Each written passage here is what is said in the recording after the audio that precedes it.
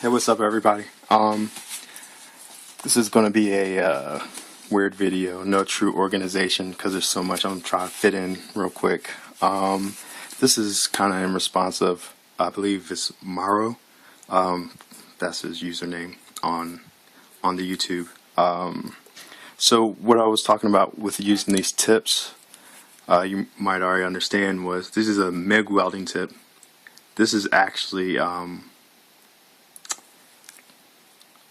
23 thousandths of an inch, and that hole inside there. Yeah. So what I was talking about, this is 2-inch end cap, and this is your reducer down to 3/4. So this is actually for another project right now. I'll tell you about that in a minute. What I was going to say was, when you're set up like this, you can put these and set up your jet stream on how you want to do it, and you can. This will be a miracle if I could get this all in. Oh yeah, they're cool. So that'll be your jet stream, and you can control that, and you can shoot them inside individual tubings if you like, or if you're overall going to have the thing covered like that, it's just dispersed a little bit. You can, when drilling a hole for these, of course, angle them to the position you wish, if you want to twist, or so have you. Another way to use these, I believe, is like this here. Not, you can, but let's see. This will be inside here. Another one like there, and then this would be like the arm, and you can adjust it depending on what kind of setup you want to have. You can also bend these tubes to where it's a lot more curved, so then you get a lot different surface. Now they do make micro drill bits. This is not a micro drill bit.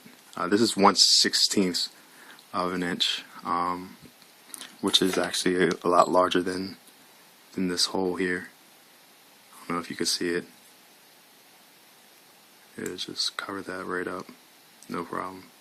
But anyway, and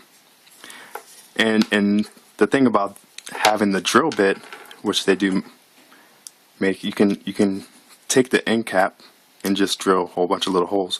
But I believe I saw a video. I did see a video of Justin, JDC Products. He did use a mesh, which is kind of like what I have in this one. There's a mesh screen inside there. I don't know if it's picking it up, but yeah, there's a mesh screen in there, and that'll diffuse it bubble wise. Let's see here.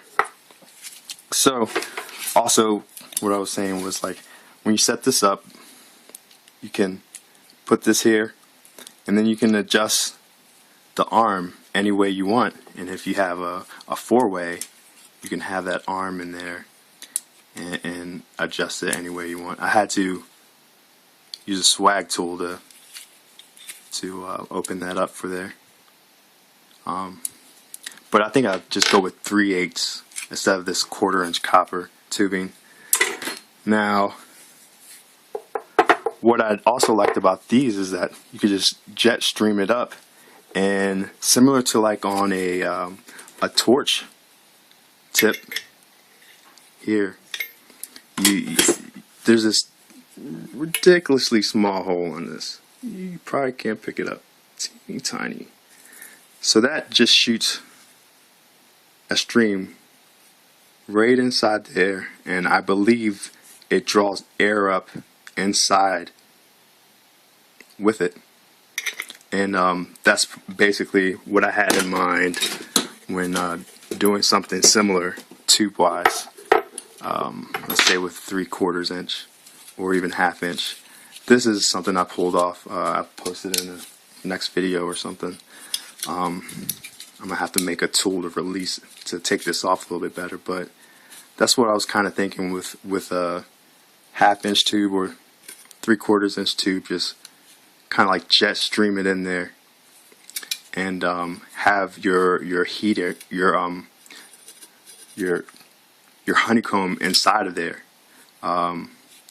with this possibly.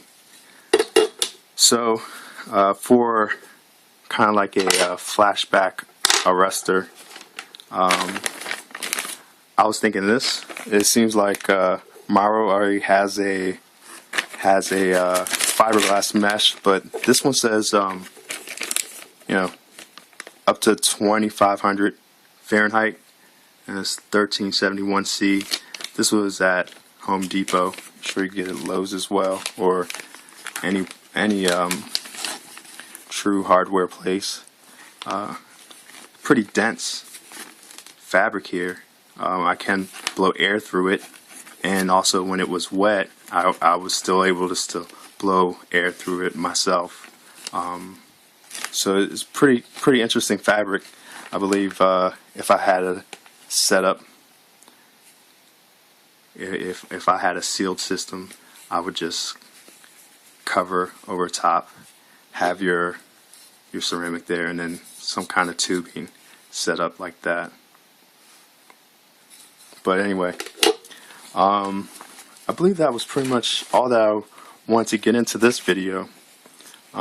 Again, you know, there's a benefit of being able to angle your this nozzle here. But yeah, man, keep up the great work. There's also this one here I was thinking about. It's just like a power washer tip in a sense, and if you can see, there's a slit and a groove, and that will just give the fanned out spray. So if you had 3 of these, it would give you your triangular fanned out spray to disperse the gas a lot more even. What I do have in store for this actually was a was something with acetone. Acetone's a nice catalyst with copper, so if you heat that up, it makes for a great heat exchange.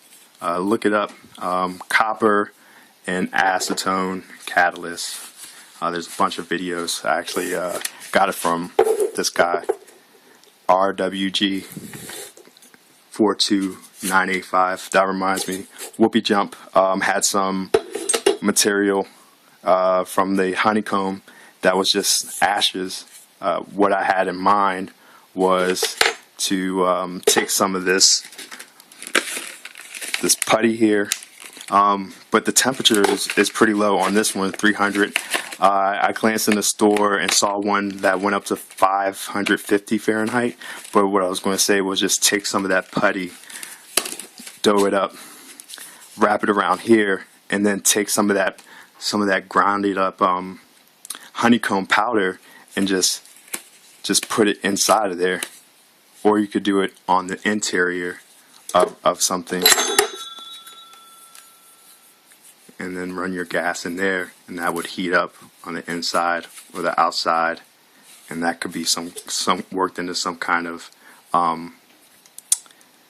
heat exchange as well. That's what I really wanted to show was some kind of tubing with this, and maybe wrapped around with the putty. I'm having a bad day today. Today is just off day, but I got the video out finally. Alright guys, good luck.